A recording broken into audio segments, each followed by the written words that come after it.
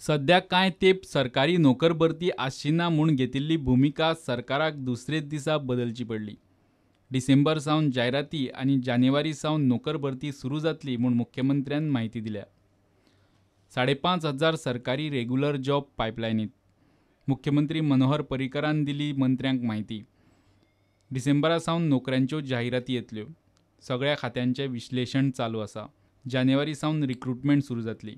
भलायकी खात्यांत आसतल्यो 1,500 नोकऱ्यो। भलायकी खात्यांत हेर सुदारणा जातल्यो।